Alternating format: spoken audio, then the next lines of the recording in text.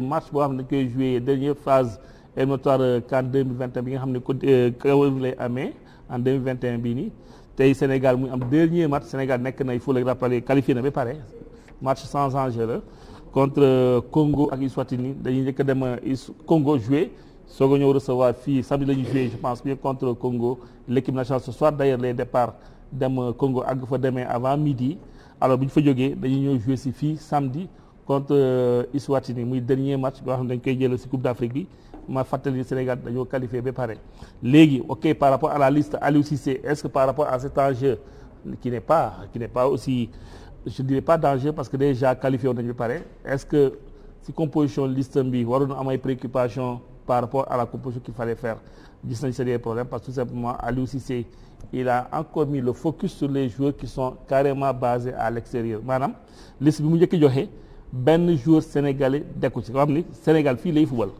tey on a joué 11 journées au niveau du championnat que ce soit en Ligue 1 Ligue 2 même en national on est à 9e 10e journée mais benn joueur local bokk ci lu tax est-ce que dafa xeeb championnat sénégalais wala amu ci considération lan mooy problème bi te surtout au moment où bi muy def sélection bi jos nañu seetlu ni amoon na benn mesure bi génnoon circulaire du côté de la FIFA ne joueurs yi nekk Europe waruñu mën a ñëw Afrique parce que bu ñu naree ñëw dañu def certaines mooy da ngay toog 7 jours balaa ngay fekk sa club mu nekk nag situation parce que am na club yoo xam ne boo jëlee exemple Liverpool nekk na say jafe-jafe yu metti ay Sadio Mané c'est difficile ñu ñëw France ñoo génnee beneen décision ne les joueurs de la Ligue 1 français Ligue 2 du ñu génn France pour ñëw wuy si des pays africains il a fallu qu'on fasse le forcing il a fallu que Maître Augustin Senghor fëgg si table bi il a fallu que mu am benn intermédiation diplomatique pour qu'enfin le gouvernement français levé mais est-ce que loolu yëpp war na fekk ci Aliou Cissé boo xam ne il y a 2 matchs qui n'étaient pas dans l'enjeu c'est le premier point de discussion de ce débat de ce soir à RDG le deuxième et dernier point c'est la Ligue 1 justement c'est la satisfaction parce que soo de ni metti na jafe-jafe bi Covid bi mais teewul on a de bons matchs en Ligue 1 on a de bons matchs en Ligue 2 bi nga xam ne tey Linguère li mu doon def daaw moom la continuer par Linguère tey presque moo nekk champion phase aller Ligue 2 est-ce que ñooñu amuñu tey répondant bi nga xam tey par rapport aux attentes mën nañu dem équipe nationale voilà posé comme débat de ce soir bien sûr autour de cette table c'est des habitués au-delà du chroniqueur attitré de Walfadjri Cheikh Tidiane Gomis un ami personnel à moi un confrère un frère on aura en face des frères à moi aussi Amdi Moustapha Faye qu'on ne présente plus parce que Amdi Moustapha il est toujours dans sa logique de milieu sentinelle qui était carrément adorable dans son jeu bonsoir Amdi. Bonsoir Nicolas, bonsoir tout le monde, ravi. Kontaan encore quoi ñëwaat ci Walfadjri. Walfadjri ça fait plaisir sa kër la. oui ça fait et plaisir. mon ami et frère moo ko waxee jarul suñu koy wane écran parce que ñëpp xam nañu kan la Lamine Boub. Bonsoir Nico, bonsoir Cheikh Tidiane. Bonsoir le secrétaire ma présenté balaa muy juumaat le fils de la Jeanne d'Arc kët non bul Amdi Moustapha Faye non pas préciser bàyyi di ma ne ay deux fils de la Jeanne d'Arc nga invité tey 3 fils de la Jeanne d'Arc 3 fils non tey la Jeanne d'Arc waaye moo tax ñoo jël pays fi mu nekk nii nous sommes premiers et on va monter inchallah yëngalaat footballu Sénégal defaraat footballu Sénégal ñaanal naa leen ko amiin yaa rabbi ñaanal naa leen ko te loolu man personnellement dinaa si contribuer ngeen yéeg waaw mais de toute façon yow ñoo bokk poul xam nga ma de ba retour ba di nga xam nga ma ba retour bi waa ji fii la doon wax après match waxatu waaye waxal ak Cheikh Tidiane waaw rek nuyu naa la maa ngi lay fay di nuyu waa téléspectateur de Walfadjri soxna yaa ngi fi ñu ngi si jàmm ñëpp a ngi si jàmm alhamdulilah c'est le secrétaire général de l'union des footballeurs professionnels au Sénégal il faut préciser du kër Lamine Boub secrétaire général de l'union des footballeurs professionnels au Sénégal merci pour la précision bien sûr Cheikh Tidiane Diop Cheikh Tidiane Gomis waaw ça va na nga def waaw maa ngi gërëm di sant di ñëw àndaat ak Amdi Moustapha Faye ak Lamine Boub ci plateau bi pour wax luy defar sunu sport moo ñu tax a toog fii waaw lépp luñ ci dégg rek xamal ne rek dañoo jóg pour defar ku nekk daal da ciy béy waaram. bi defar nga toll. jekkal wala jekkal wala defar. ah defar c'est comme si tu commençais à zéro. mais non Nicolas man du ma d'accord ak yéen fii dara baaxu fi sport Sénégal dara baaxu fi dama koy wax nii te lu dëggu la ci man tappalewu ma du ma gis ba pare di wax loo xam ne dëgg sport Sénégal doxul footballu Sénégal doxul lu amul man yow doo dégg man aw ma yéen nag. beneen gis-gis ngeen am yóbbu dox noonu doo fi toog. non doo kama voilà looloo tax nag may bëgg a wax looloo tax may bëgg a wax nag bu doxoon damay ne miig noppi mu ngi noonu.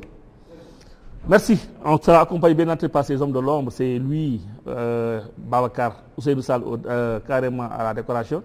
Mais surtout Cheikh Tidiane Diop, le grand réalisateur qui est toujours du côté de la baie vitrée, qui grâce à lui, on fera face à vous les Sénégalais. On ne saura jamais vous remercier parce que vous êtes toujours là à nos côtés pour justement, Cheikh Tidiane, comme il le dit, être imprégné de l'actualité du sport sénégalais. Je disais tantôt, il est dominé par la préparation des 2 matchs des éliminatoires de la Coupe d'Afrique, Maï contre Congo Brazzaville, il faut préciser, am na RD Congo mais surtout Congo Brazzaville mooy Congo bu Sassou Nguesso ñoo nekk actuellement en élection. Sénégal départ na Paris tey dañuy egsi tey guddi gi nii en principe avant midi dinañ egg Brazzaville pour préparer son match. Il faut préciser aussi que Sadio Mané, des informations va directement à Brazza parce que on avait dit que Sadio Mané doon ñëw mais finalement Sadio Mané, Edouard Mendy yaakaar naa moo doon ñëw finalement dans le groupe. Et aussi il est dit des Stéphanois, Pape Ibrahima Cissé, il y a un doute pour qu'il vienne. waaw xam nga c'est que affaire bi nag il faut que ñu jëlee ko parce que am na information yaa ngi kii fake news yi daf cay bëgg nag il faut faire très attention parce que am na foo xam ne on dit que Sadio Mané maanaam waa Liverpool mais alors que bu ñu bàyyee Naby Keita mu dem kon forcément dinañu bàyyi ñoom Salah ak ñoom kii dem xam nga man noonu laa ko jàppee. man sama logique laay demee. ñii ñu ngi naan les Français parce que am na ay yenn entraîneurs français yu ne ñett joueurs yi duñ dem waaw Tuchel moom nee na kenn du dem. kii waaw Tuchel moom moo nekk kii waaw moom nee na kenn du dem. waaw mais am na ñoo xam ne yenn entraîneur bon ba dernière minute bon je sais pas mën nañ ñu leen bàyyi ñu loo tax affaire bi daal man lu ma ci man balaa may ci wax. man ma xaar ba waaw lundi astafurlah mardi suba bu gars yi demee ba àgg mardi mercredi la ñuy am lu leer parce que am na ñoo xam ne parce que déjà y a aussi l'état français boo xam ne wax na coopéré na mu ngi wax mu ngi négocier bon ñenn ñi nag kii na mais il faut que tam ñu xam am di fay mu ngi fii du ma bàyyi may kii ak Lamine Boub ay kii lañu joué nañu haut niveau ñoom xam nañ ne man am na loo xam ne moom daf ci am loo xam ne daf ci am des fois entraîneur bi mun na jëfandiku ci benn affaire mun na lii xaaral ci lii laa jëf comme ça mën a kii du mën a parce que ñoom ñëpp entraîneur yëpp bugguñu damay wax ne ñoom bugguñu maanaam di bàyyi seen joueur ñuy dem ñu ci bari entraîneur yu bari dañuy maslaa nii rek di négocier nii rek.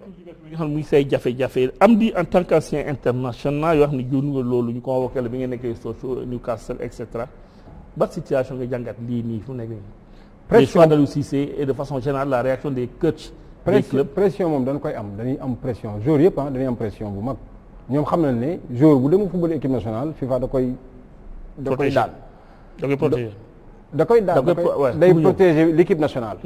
mais comme là c'est une première fois. FIFA joxe kàddoom parce que pandémie bi ak yooyu nit ñi mën nañ ko comprendre dama ne une équipe comme Sénégal qualifiée na ba pare je pense que mënoon nañ épargner yenn joueurs yi xam nga joueur bu mën a nar a jouer 60 matchs dans la saison mën nga ko épargner ci lii nga ut yeneen joueurs comme tey li ñu wax rek c'est le sélectionneur c'est lui qui a le dernier mot mais ñun dañ ko doon xamal toujours ne ko quand on parle de l'équipe nationale on parle de Sénégal ici au Sénégal. donc fii booy aussi dañu am droit ñu. sant seen kaddu. voilà maanaam ñu sélectionner leen. parce que aussi damay wax toujours man boog gëw ma ko. une équipe nationale sans des joueurs locaux musuma gis ñu jël coupe d'Afrique une équipe nationale sans des joueurs locaux gisuma ko ci benn équipe. ci benn équipe nag ñu fi mës a jël coupe d'Afrique. parce que tey jii boo xoolee y a des équipes yoo xamante ne dañuy def parce que 99% gis nañ ko fi Égypte il l'a fait en 2006 2008 2010. nga xam benn pro wala ñaari pro la am muy Mido ak keneen ñi si ñëpp sont des joueurs locaux. teewuñu jël. mu ngoog parce que c'est le football africain il faut que Afrique du Sud.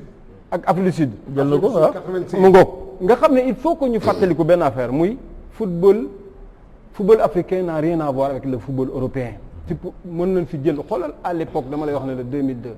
il faisait partie des meilleurs joueurs du championnat muy Sylvain Ndiaye. il avait du mal à intégrer. il avait du mal pour s'intégrer. Pourquoi? Parce qu'il y a deux footballs différents. Parce que football bi Afrique boo motivé wu sa bopp maanaam kenn du la motivé. Tu passes à côté. te club yi dañuy mettre la pression des fois. dañuy mettre la pression pour surtout quand il s'agit d'un joueur africain. ils essaient de mettre la pression parce que aussi loolu aussi sunu dirigeants africains yi dama ne ils ont beaucoup fait nag surtout au temps de comment il s'appelle Hayatou. franchement jàmbaar la il savait au moment où taper sur la table. parce que tey jii dëgg-dëgg gars yi mettre nañ la pression ba tey pour ñu changer la Coupe d'Afrique là mais dafa bañ. ouais. mais tey bu ñu ñëwee tey yenn dirigeants yi tey wax comme équipe yi du ñu dem mais parce que enjeu amu fi ñoom xam nañ ko.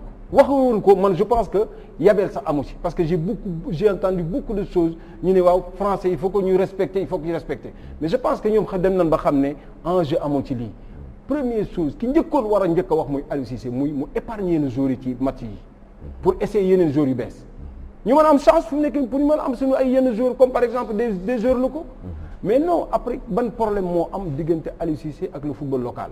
ça je pense que tey journaliste war na mën a taxaw laaj Aliou Cissé tête à tête c'est quoi ton problème. mais ñi ki nga dul gis moo jàkkaarloo mënoo koy laajee mënoo ko jot téléphone noo koy laajee. oui mais je ne sais pas xaw ma nan la war a mën a def ici il faut passer par la fédération ñu demande ko qu'est-ce qui se passe avec le football Sénégal. on te voit pas c'est pas un problème tu peux mettre toujours quelqu'un qui vient superviser les matchs mais on te voit pas maanaam mënoo taxaw ba wax benn dara ci lu xew ci football Sénégal. mais quand on parle de l'équipe nationale on parle du Sénégal c'est il n'y a pas un Sénégal extérieur, il n'y a pas un Sénégal local. Non. On parle de l'équipe nationale du Sénégal. L'équipe nationale du Sénégal. C'est quoi les rapports entre Cissé et les journalistes, la presse sénégalaise locale? Beaucoup de contradictions. Man, je l'ai maintes fois posé des questions, mais dafa daw questions yi man naa ko man maa ngi nii man point de presse yi ma def ak Aliou Cissé yëpp dama koy poser que mais je ne suis pas satisfait day daw waa question bi mais c'est que Nicolas dama ne par rapport ak loolu yow est-ce que tu imagines da ngay imaginer tey jii bien vrai que Didier Deschamps di def liste te du expliquer la population à travers waaw amul lan moo tax fédération sénégalaise de football bi coow li njëkkee bi mu njëkkee commencé di def liste bi par Facebook mu ñaaw mu nekk lu ñaaw journaliste yi wax à la fin fédération ne ko moom mu reveniraat ñëw ci point de presse léegi mu ngi nii delluwaat na loolu man waxeewu ma ko. peut-être pandémie bi la peut-être. rassemblement bi. voilà dégg nga mais ki Amdy Moustapha Faye dafa am kii gis nga man avant muy def listam laajal man ñu bare bi ñu ma posé question man c'est que dama doon waxtaan ñi may waxtaan dama leen wax gis nga mooy bi ñuy joué contre Guinée-Bissau quand on a battu la Guinée-Bissau foofu xam qualifié nañu da ngay laaj journaliste yi ñu nekkoon man li ma la doon laaj ma ne nag chance dëgg am na Aliou Cissé am na ngandam chance mun ñu ne ma lu tax ma ne leen occasion la ci 2 matchs yii pour mu xoolaat li mu soxla pour préparer CAN bi maanaam ci fii lay jël ay joueurs xool ci locaux yi xool ci yeneen joueurs yeneen joueurs yi ñuy wax dugal leen jël ñii noppal leen teg leen parce que amul benn enjeu amu ci occasion la woon mais dafa am benn kii man mi di def tour de stade chaque week-end sama reporter yi nekk partout fenn rek laay dégg Aliou Cissé lay dem mooy xam nga fan moom mooy kii bi bu jàmbaar bi bu dee jàmbaar day joué moom moo dafa mel ni moom mattu jàmbaar rek parce que j'ai compris Saly la dëkk xam naa këram ak Saly sorewul da ngay dox sax ñëw dugg jàmbaar mais du ma ko dégg ci yeneen terrain c'est vrai mën na jël ay nit yóbbu leen c'est vrai waaye loolu est-ce que mu ngi koy def est-ce que match jàmbaar kese la war a seetaan. waaw loolu laay dama ne est-ce que sax mu ngi def loolu parce que man ñan ñooy collaborateur am. direction technique nationale. non attends les premiers ñan ñooñu di toog ak moom ay Lamine Diatta ay tubaabam boobu mais ñooñu kenn du leen gis équipe nationale li ñu leen di gis leen. il faut que xam nga lan la équipe nationale bii am na benn penalty bu mu njëkk a def te kenn waxu ci quand il dit que les championnats exotiques championnat exotique bi mu ko fiy wax moom mooy ñi nekk ci dëkku naar yi ku fa joué dootoo joué fii looloo gën a catastrophique bi mu ko waxee lañ ko waxoon arrêté ne ko sénégalais fu mu munti nekk am na droit sol maillot équipe nationale bu dee il est bon. L'Algérie quand il a dit quand bi mu waxee championnat exotique. kan moo ñu xañ coupe d'Afrique. Algérie combien de joueurs algériens ñoo nekk championnat exotique yooyu gagné ñu. non le buteur. voilà. le buteur du championnat exotique. waaw transition direct moo la posé question. transition la. Lamine Boub. yow mi nekk secrétaire général de l'union des footballeurs professionnels au Sénégal. quelle analyse tu en fais loo si xalaat. moi je suis déçu. je suis tellement déçu de voir que on ne respecte pas notre football. on n'a pas confiance en notre football. et ça ne débute pas de maintenant. je l'ai toujours décrié. Depuis 2010 ou 2012, on ne fait que convoquer des joueurs professionnels. 2012 d'accord na parce qu'en son temps Amara Traoré, Gana Gueye, Kara Mbodj, Stéphane Badji, il y a même un quatrième. Faut le taxawoon antichambre équipe nationale. Donc j'ai toujours demandé à ce qu'on vienne. Il y a eu même un problème avec le milieu de terrain du Sénégal qui ne pouvait pas jouer au football. Il n'y avait que des gens qui pouvaient tacler, Amara avait dit qu'il avait alors, ça et une fois j'en ai parlé, ça a amené des problèmes. Donc jusqu'à aujourd'hui, je pense que on doit pouvoir donner cette chance à nos joueurs locaux. Tout à fait. Parce que ces joueurs locaux, surtout en ce moment que le Jaraaf est en compétition africaine. Ces joueurs du Jaraaf, les mettre en équipe nationale va les hisser encore un peu plus, va les booster pour que dans les matchs à venir, ils puissent au moins avoir encore un peu plus de boost pour pouvoir affronter les adversaires. Parce que tous ces adversaires qui sont en train de rencontrer sont dans leur sélection nationale et ils n'ont pas été mauvais, ces joueurs de Jaraaf et de Teungueth FC. Donc aujourd'hui, moi je pense que Aliou Cissé n'a pas confiance en notre football. Et ça, c'est de la faute de nos dirigeants. Moi je dis pas, parce que c'est eux qui l'ont amené ici. Non, laisse-moi terminer. C'est eux qui l'ont amené ici. Parce qu'avant, un dirigeant de la Jeanne d'Arc ou du Jaraaf ou du Casa Sport, il imposait son joueur en équipe nationale. Donc je pense qu'aujourd'hui, nos dirigeants, les présidents de clubs, c'est à eux déjà de respecter les joueurs. Ce sont les premiers à donner de l'importance à leurs footballeurs. Ce sont les premiers à donner de l'élan à leurs footballeurs pour qu'au moins on puisse reconnaître les footballeurs qui sont là. Ceux qui sont à la fédération, ils doivent avoir un mot à dire sur la sélection. C'est comme un président de club. Quand un entraîneur ne fait pas ce qu'il doit faire, il l'interpelle. Il lui demande mais pourquoi ça, pourquoi ceci ou pourquoi cela. Aujourd'hui, nous sommes au Sénégal. Si on regarde bien, l'équipe nationale du Sénégal doit être jouée par un Sénégalais et quelqu'un qui joue au Sénégal.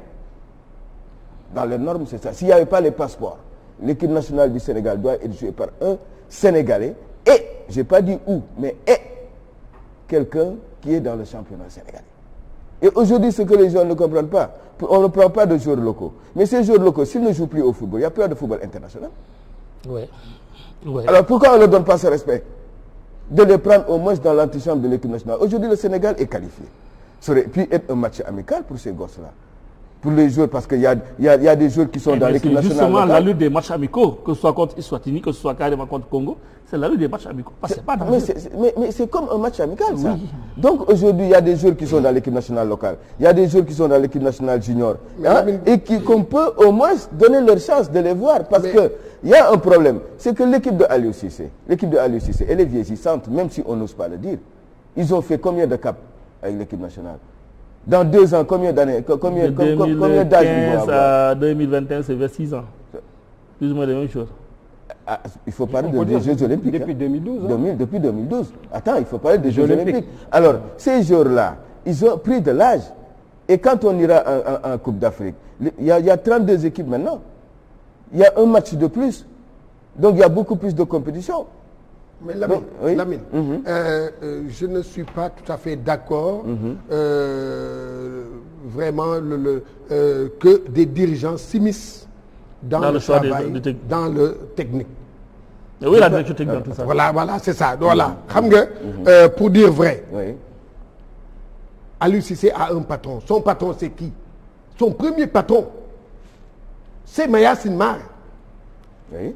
C'est lui qui a défini la politique la politique du football sénégalais la football qui. Tu as vu ces définitions yow. Non, je le dis comme ça parce que. Qui doit définir. Merci.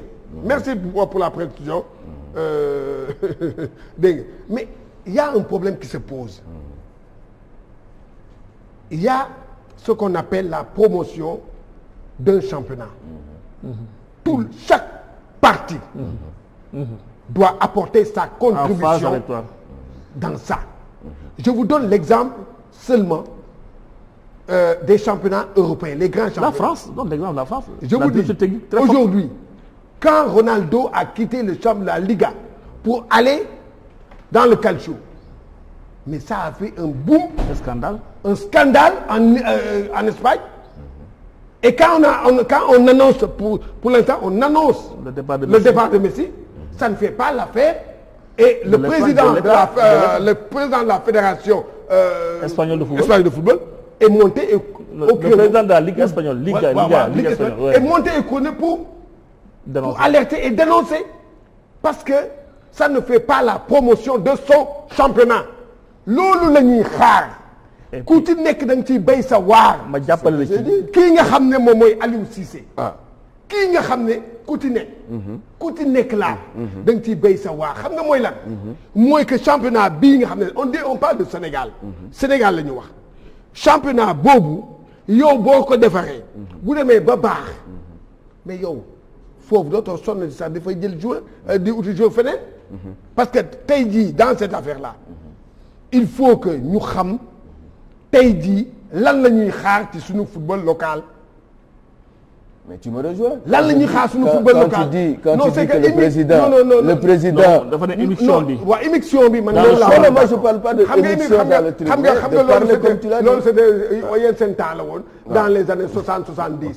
président bi day ñëw tax bu sax ne sama jour day joué. yooyu moom c'est dépassé. non c'est pas une question de yooyu c'est dépassé. yooyu ça ne se fait plus. loolu amatul mais nag Augustin Senghor amul benn droit. ñëw ne Aliou Cissé dugalal kii. non j'ai pas dit ça non attends man waxuma. Ablaye Sow du ko def. non on Amadou Kane du ko def keneen du ko def. Cheikh Tidiane waxuma loolu dama ni. yow loolu nga wax. non dama ni déedéet waxuma loolu de. dama ni il a un patron. yaa wax léegi fii ils ont un patron. ils doivent pouvoir yow yaa wax léegi fii nga ne non dirigeant bi bu njëkk laa la wax. dama ni la. waaye léegi dépassé nañ bu njëkk. laisse-moi terminer. dama ni bu njëkk le dirigeant il imposait son footballeur dans l'équipe nationale dëgg loolu dëgg parce que c'était le dirigeant qui voulait que le football local pour que son club aille très loin. Aujourd'hui Aliou Cissé a des patrons et ces patrons c'est la fédération sénégalaise de football. La fédération sénégalaise de football et la ligue professionnelle pour booster le football sénégalais doivent lui dire écoute nous avons des joueurs ici nga war leen mën a jël pour l'équipe nationale. Ils n'ont pas ce droit là. Et pourquoi ils n'ont pas le droit? Ils n'ont pas ce droit. Et pourquoi? Non.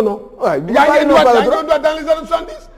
Comment un dirigeant, et pourquoi ils n'ont pas le droit? Un dirigeant peut venir vers Aliou Cissé. Mané, parce que quand joueur bi dafa jël. Même vous devez le faire. Même vous devez le faire, vous journalistes. Attends, est-ce que Djibril Wade ou bien Babacar Ndiaye ou bien Seydou Sané mën nañu ta ñëw taxaw ne xool sama joueur day jouer xam nga loolu amul droit.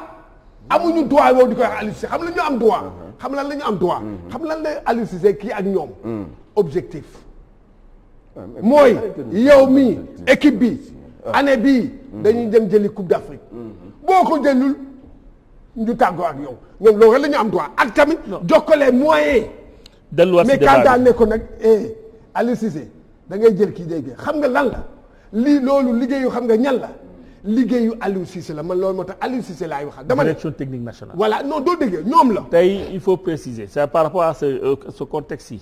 non yaa ngi yow bu dee direction technique nationale am na baat si Aliou Cissé moo ko war a wax ni comme on l'a dit. non les deux matchs sont sans enjeu. non Nicolas. rien n'empêche aujourd'hui. non Nicolas non xaaral am na ma sam pensé. waaw man naa gën a xam fi ngay waxee. xamoo ko non Nicolas. xamoo ko Nicolas fais très attention ci wax boobu. rappelez-vous le clash bi amoon dans le football malien avec Mohamed Magasuba le directeur technique national et Alain Giresse bi nekkoon foofu entraîneur Magasuba l'a dit nee na j'ai vu ni mu doon liggéeyee xam naa ne c'était pas bon nangam et bi ma ñëwee wax ko lu ma mën a wax rek moom mooy def ko ay suggestion bu ko defee c'est bu ko defee baax na bu ko deful baax na. il a fait son droit ou pas. non waaw il a fait son droit. mais waxu ko ne lii xam nga mu koy wax. mais aujourd'hui notre football local am na ay joueurs xool ci loolu dem mën na ko. loolu laa la bëgg a wax. voilà bu amulee nag la faute à qui. bu amulee la faute à l'entraîneur. à la direction technique. non. wax na ko. yow nee nga Aliou Cissé benn match lay seetaan muy match jàmbaar. léegi man xool li ma doon xalaat. li ma doon xalaat mooy comme ni ma déggee Lamine Mo ak Cheikh Tidiane maanaam on peut maanaam dirigeants yi tey suñu place fi ñu toog tey di wax boobu ba léegi ñu ngi kaas seet naa foot plateau bu am ci lu mel nii gis naa ne yii ñii dañuy wax ci loolu. muy les sélections mais tey le président club bi tey jii war nañ mën a taxaw li ñoom ñoo war a jooy lii il faut que ñu ñëw tey jii wax lenn wax kese mooy waxul Aliou sélectionné diw mais il faut que ñu toppatoo suñu équipe bi. il faut que ñu parce que loolu ils pouvaient parler de ça ñun li ñuy toog di jooy ñoom mënoon nañ toog parce que tey jii aussi nan wax dëgg sama sëriñ quand on voit un joueur boo xamante ni tey ñëpp xam nañ ne premier objectif li ma gën a naqari premier objectif yi dans les clubs là mooy booy bi def na ngan di saison nan ko jaay.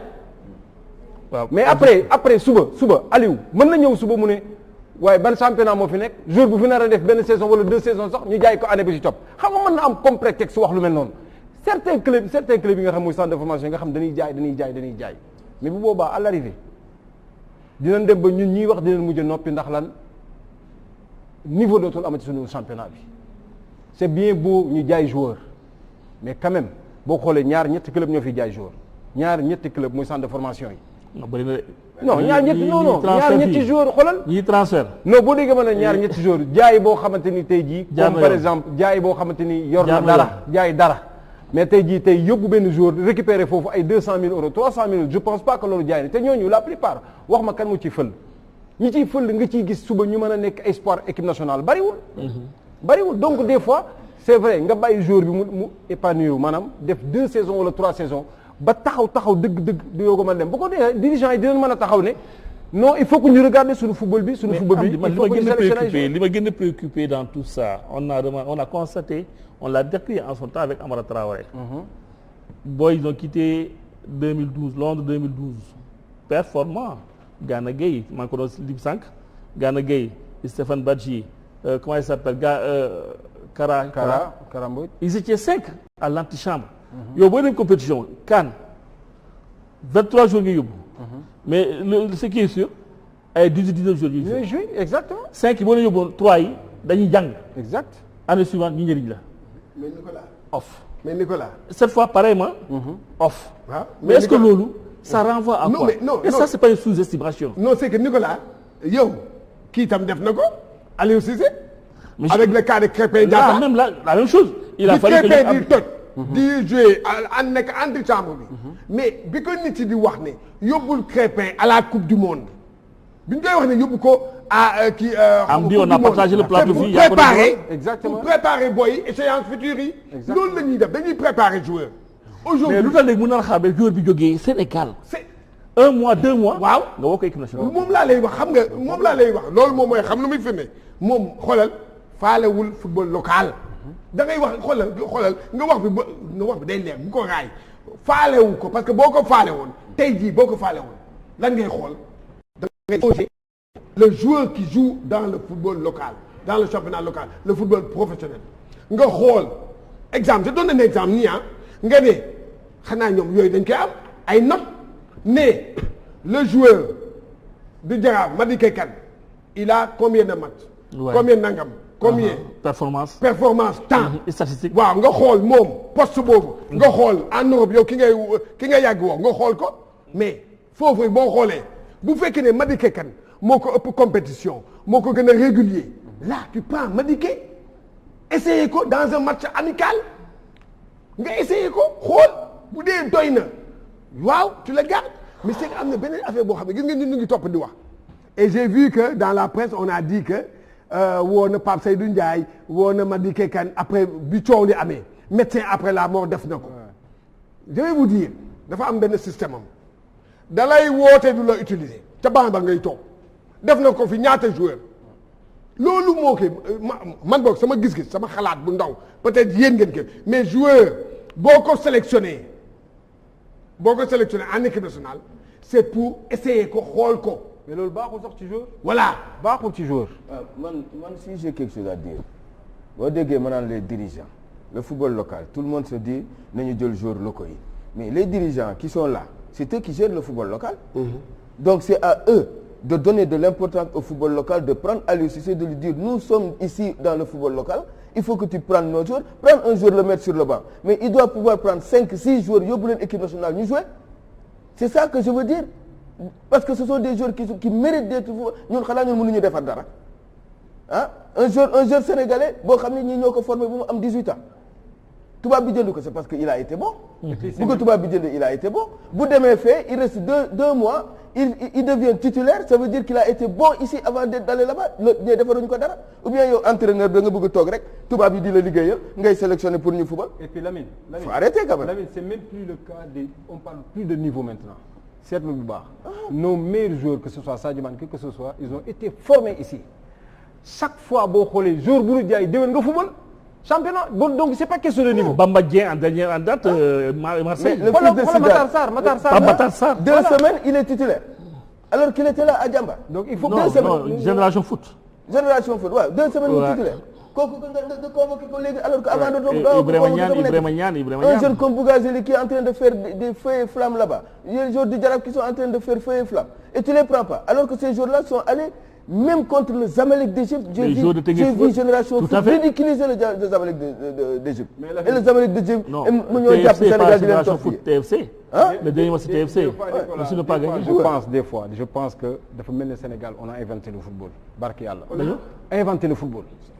Parce que quand je vois des moins de 20 ans, pourtant nous sous-estimer sur le football moo garaaw mais bii passé nii.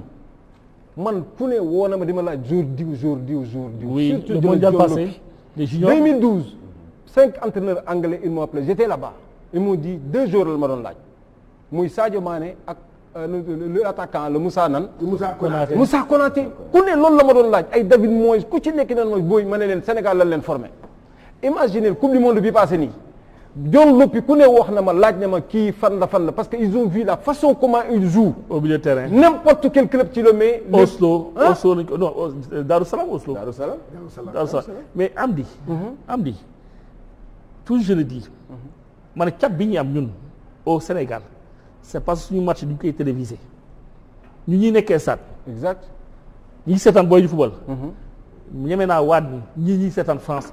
Non, il y a plus. Le seul tort que nous avons, nos matchs ne sont pas télévisés. Combien sont-ils ces latéraux gauche et droite yoo xam ni ñoo ëpp kattan 10 fois ñi indi sélection. Exact. Nicolas dama lay dëggal ñu seetaan le match hier Douane Génération Foot. Tout à fait. Mais au nom de Dieu Barça Real dàqu ko. Tout à fait. Match de haut niveau booy di jouer ngewel. Oui. Match yi au nom de Dieu da ngay xool nga xool Teungueth. Même bi muy Teungueth mu joué ak benn équipe quelle que soit l'équipe da ngay gis jeu dafay génne Casa. Quand le Casa joué Casa Jaraaf joué bii passé mais démb mais jeu football dafa am au niveau non ñoom ñu ngi joué mais c'est que xam nga la ndeysaan c'est vrai il y a aujourd'hui tamit benn problème moom mooy médiatiser notre championnat. Taxala léegi nag loolu nag xam nga ñan ñoo liggéey. Ligue Pro liggéey ñu fi dara. waaw mais Cheikh dara lañ fi defoon. mais Cheikh Tidiane tu m'excuses. liggéey ñu fi dara. waaw mais tu m'excuses. ci côté boobu xam nga aujourd'hui le spectateur sénégalais il regarde Sadio Mané il regarde pas Matar Sarr parce que ce sont ces joueurs qui vont en équipe nationale. Donc aujourd'hui il préfère rester à la télé est-ce que comprendre di seetaan ñooñu à la télé. yaa ngi dégg aujourd'hui si ces joueurs sénégalais qui sont là sont en équipe nationale. Les Sénégalais les voient jouer en équipe nationale. Le dimanche ils vont aller les voir en équipe nationale. Merci. C'est ça le problème. Merci. Mais loolu am na. Attends. Li muy wax sànq moo am. C'est-à-dire de faire en sorte la Ligue Pro. bi ko war a def. Quand on a essayé en son temps ñu doon c'est un match Sénégal. C'était à la RTS. Championnat Sénégal je précise. Pas ñu dem équipe nationale. Championnat Sénégal. Quand tu vois Casa Sport en deux Stéphane Badji en son temps boo xam ne ñu ko doon seetaan. Finale Casa Sport Jaraaf. C'est de haute facture. On suivait ça de la télé. Finale Casa Sport Niatali. C'est de haute facture. On suivait ça de la télé. Mais aujourd'hui un championnat mouillé. Kenn du ko seetaan télé. Mais Nicolas man li may wax ça pose problème. man li may wax mooy xam nga tey man je suis un spectateur je compte sur l'équipe nationale du Sénégal demain. Mais avant l'équipe nationale, sur nos clubs d'abord, on parle des clubs. Non, laisse-moi terminer. Non, on parle des clubs, les joueurs. L'équipe nationale, obligatoirement, l'État du Sénégal filme ces matchs. Ouais, dégoûté voilà. Le joueur, le spectateur qui va voir l'équipe nationale du Sénégal. On parle pas d'équipe nationale, Lamine. On est sur nos joueurs locaux qui ne sont pas valorisés. Mais même là, les joueurs locaux qui sont pris en équipe nationale A. Qui ne sont pas valorisés. Non, ñu jël leen en équipe nationale A ñuy footballal sa équipe nationale A dans les compétitions africaines. Le supporter daf leen di bëgg. Le dimanche day dem seetaani leen. Ça change beaucoup de choses. C'est ça qui va ramener le public au stade et c'est ça qui va pousser les gens à croire à notre football. Mais si on les prend pas ñooñu spectateurs ñan la ñuy seetaan. ñoom saa li ngeen di wax yëpp. benn la lu baax la mooy boo jëlee joueur bi en équipe nationale. waaw tey jii ñu seet xool booy bi ñu ne waaw booy bi fu mu nekk ñu la booy bi de Tëngéej la nekk. wala Jaraaf la nekk. automatiquement yow dimanche prochain ci championnat bi da nga ne xaaral dem xooli booy bi. kii tamit li mu la wax tamit dëgg la mooy que les championnats tey jii la Ligue Pro fu mu nekk nii il fallait que maanaam am benn politique. boo xam ne dina permettre championnat bi ñu koy seetaan ñu koy def ay direct ba ñuy xool championnat bi mais malheureusement politique boobu nag ci ñoom tam amul. je descends plus bas. mais même en ça va pas poser beaucoup moins parce que bu ñu ko defee en direct à la télé. est-ce que les spectateurs vont aller aussi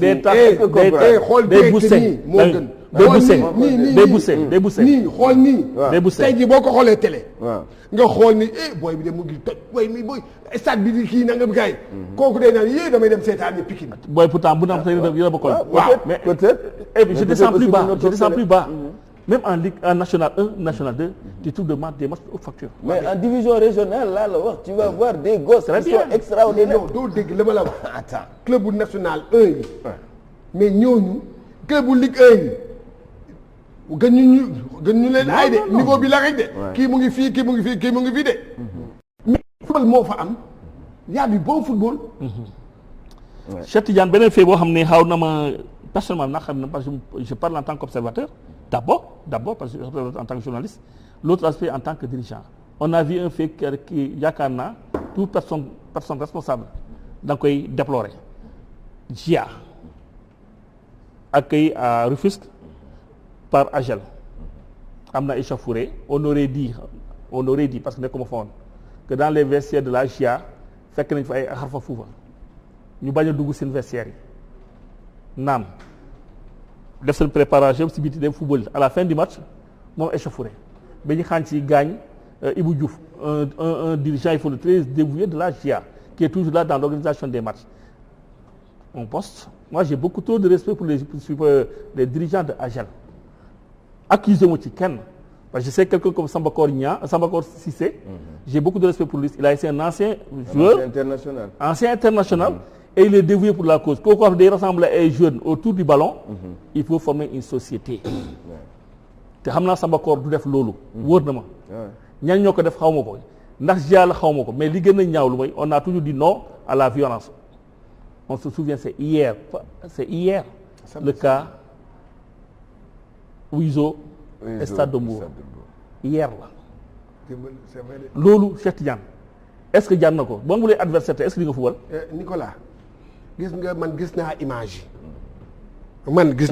yi te bi muy am lañ ma woo wax ma ne ma vestiaire yi GIA waroon occupé waa GIA dañoo ñëw fekk fa lu nekk mu salté def ko maanaam daal def ko loo xam ne ba ñoom tamit c'est vrai vestiaire bu mel noonu am nañ ci droit duñ ci dugg mais ci bi kiw match bi ñu xaañ ci benn dirigeant GIA mais premier à interpeller xam ki ngeen di koy interpeller waa Nicolas mooy leen mais c'est le commissaire du match parce que il est dit disposition laaj leen disposition li ñu wax ci règlement bi mooy que vestiaire dafa bokk bu ñu nee dañuy naan vestiaire caabi bi nii na nga balaa ci jox yow yaa recevoir ana vestiaire kii adversaire voilà ana yow mi même yow sa vestiaire yow mi recevoir gars yi dañ ko war a yaa ko war a ubbi waaw yaa ko war a ubbi yooyu yëpp amul léegi nag lu ñaaw loolu ñu def parce que loolu lu ñaaw la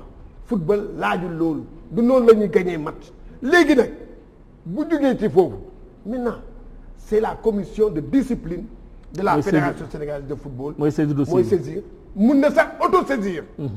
dossier bi parce que là c'est grave parce que gi nga lii mooy jur ëllëg leneen. tout à fait.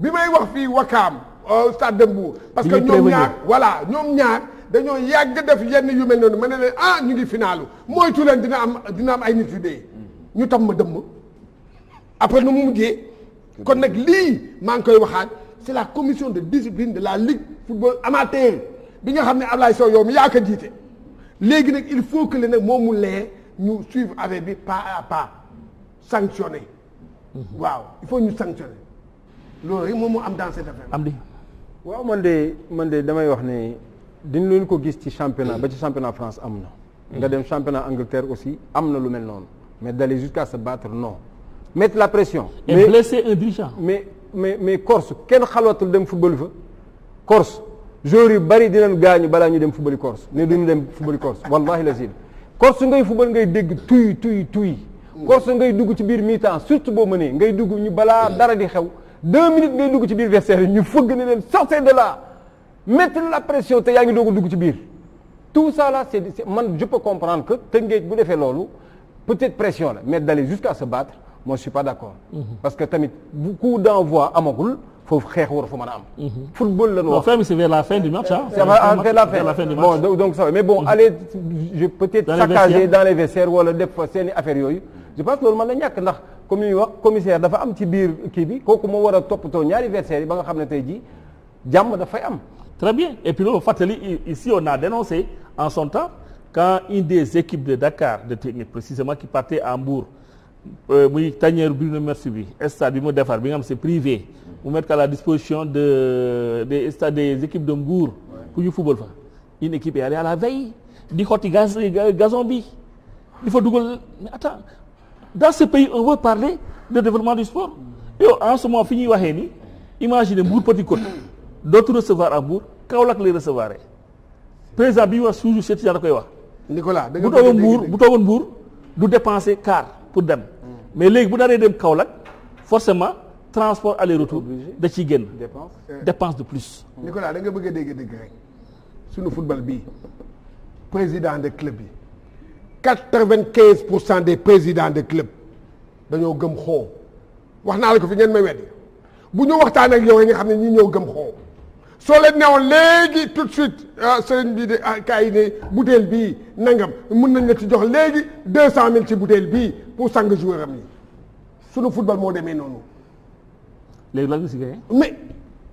mais loolu tappale la. lan nga si gagné. mais loolu tappale la ñoom ñëpp doo dégg dañ ko gëm ba gëmloo ko joueurs yi ñoom ñoo ko njëkk a gëm c'est que xoolal ce qui est malheureux ñoom ñoo gëm loolu il faut mais am na fi benn fait boo xam ne mais kenn waxu ko xam nga yéen nag gis nga ñun tam ñun journalistes yi ñun tam kenn xewuñu ñun dañuy gis benn affaire ñu sëgg duñ ko wax la finale de la CAN Junior de 2017 Zambie Sénégal qu'est-ce qui s'est passé là-bas acca nañu wax yaa ngi wax de ma ne na image yi génnaat le monde entier ñëpp di gis joueur Sénégal bi dem di dugal ay xoo est-ce que bi ñu ñibbisee dégg ngeen ci dara dañu black out anuñu où sont les responsables foofu damay interpeller ñi may interpeller lan Mbaye Diouf Dia di interpeller Joseph Koto di interpeller Augustin Senghor waxu leen ci ba tey ji kenn waxu ci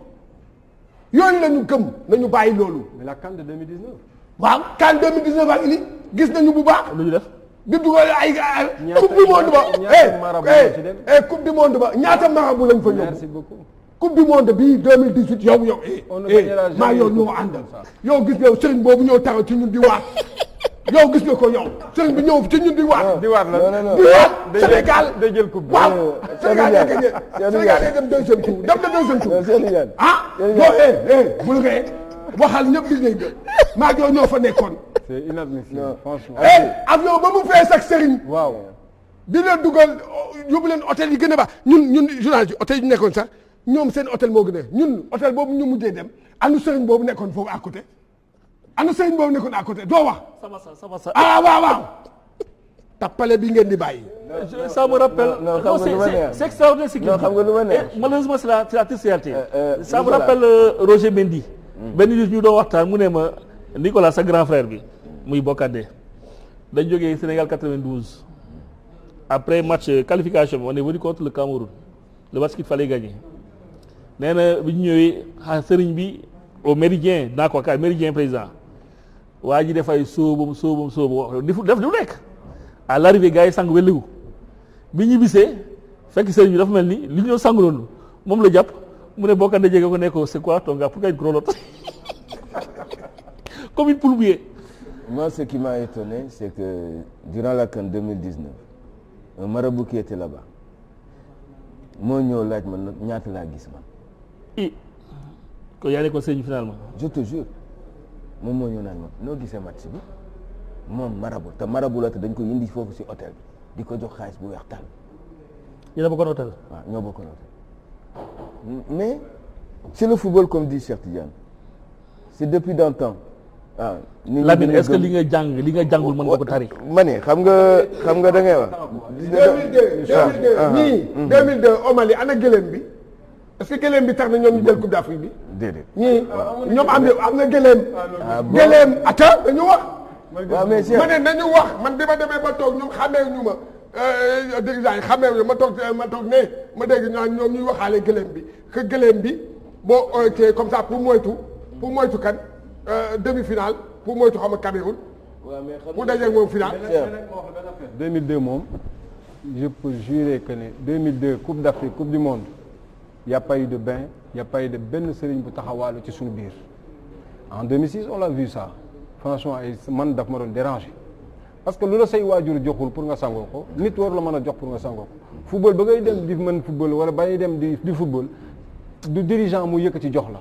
te ay conflit d'intérêt dafay am ci loolu man mii bokkoon naa bu xam naa ñu ngi may seetaan bokkoon naa ci ñi bañoon di sangu ci affaire bi ngir lan parce que dama ne y a un dirigeant qui va amener un truc comme ça ba li di wax ne Sénégal li fi am mooy joueur ci boppam sax léegi-léegi dañuy defante yooyu seen biir mais tey jii ki nga xam ne tey mën naa xëccoo ñoom poste kan moo may wax ne du jël dara jox ko kooku wala man ma jël dara jox ko kooku neexal ko xaalis parce que yooyu c'est des problèmes yoo xamante ni ça ne doit plus marcher ici au Sénégal franchement ça ne doit plus marcher. Paix à son âme. Paix à son âme. Paix à son âme. Très grand ce monsieur. Je peux parler de Pape Bouba Diop. Fekk na un jeune tu as parlé de 2006. 2008. Un jeune joueur qui est arrivé de l'équipe du football local. Il jouait plus ou moins au même poste. buntu néegam muy sotti mu bett ko et ça il faut le dire. C'est des choses qu'on vit en équipe nationale. mu ne ko booy bàyyi li ngay def ñi lay def loolu yi dañuy lekk sa xaalis te di joxe dara. Imagine la grandeur de ce monsieur là. te n'empêche nga couver ko. ne ko bàyyi lii gëmal sa bopp nga liggéey. Exactement. Et le gosse a persévéré après. du wax kan la. waaw mais Nico c'est des choses qui existent aussi. Ah, en voilà. équipe nationale. Moi ça m'est arrivé. Durant la Coupe d'Afrique 94, on a été en Gambie. J'étais le meilleur des 22 en Gambie. Quand je suis revenu, mon genou a commencé à enfler. À chaque fois que je rentre en équipe nationale. Waaw c'est mon genou. Non, déggoo li ma. ah déedéet non laisse-moi terminer. yow da nga gëm xool. waaw defal ndànk dama ne c'est des choses qui arrivent. yow gëm nga xool ndax da ngay sangu. man sangu waaw dimbali ma waay da nga may déglu ma wax. sangu ma damay déglu yow mi yaay sangu man sangu man damay sangu. léegi dama lay wax benn Nicolas. man saa yu ma duggee équipe nationale sama genou neewi comme li ma li am di wax nit mën na jël dara jox ko nit mu yàq. loolu nga gëm yow. waaw yow tam moom nga gëm. loolu nga gëm. waaw ñun suñu bay suma yaay bu ma joxee dara dama koy. loolu nag moo kaa yow en tant xam nga kaa dama wax beneen. xam nga en tant qu'entraîneur. waaw en tant qu'entraîneur. en tant que secrétaire général. boo taxee ba sax naan sama genou bii. man dama naa xoowoon en 1994 ba sama tànk néew yi joueur bi bu la déggee day naan gars yi dañuy xoowaatee kon.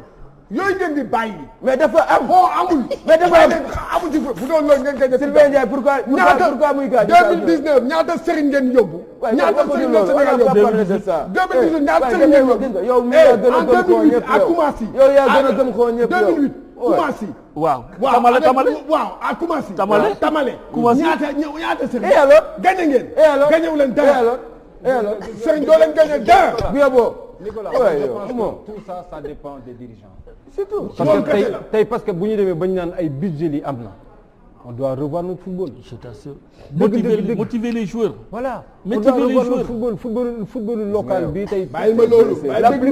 la plupart des dirigeants. ñoo fi andi loolu. parce que benn jour du andi lu mel noonu. les dirigeants yi ñoo koy andi. boo xoolee amoon na benn scandale bu amoon en 2006. ñuy préparé dem du ji Ghana. oui. loolu moo gën a garaaw loolu man j'ai été surpris nga xam ne dañ naan la lu tax duñu aw fi ñu ne non xaw ma ñi wax nañ ci ministère wax nañ ci nangam ñu ne non dafa am lu fa sotti on était obligé dem ca gannaaw cuisine ba ñu jël bus ba jaarale ko ci gannaaw pour ñu aw foofu en tant que des Sénégalais en plus ñu ne biir Sénégal ñuy commencé jour boobu ñëpp a crise match bi dañ ko perte pourtant Ghana ñoo ko mënoon foofu waaw mais match bi dañoo ñëw xoolal ñu ne lan la ñu déjà crispé dans la tête voilà c'est des trucs yoo xamante ni est-ce que je peux amul lum nu mën a may Amdi est-ce que je peux parler tranquillement nga bàyyi ma wax yow gis nga yow boo ma moytuwul yow yaa dàq sam ba ñu génnoon léegi gis la nga takk téere non Cheikh Tidiane ñeme naa ko takkuma téere non bokku ci déglu ma kii bokk naa ak moom chambre takkuma téere dama ne man gaw uy ma xoolal non man maay wax du yow yaay wax non man maay wax du yow yaay wax man maay wax du ma la bàyyi man maay wax du ma la bàyyi nga wax tu me laisses terminer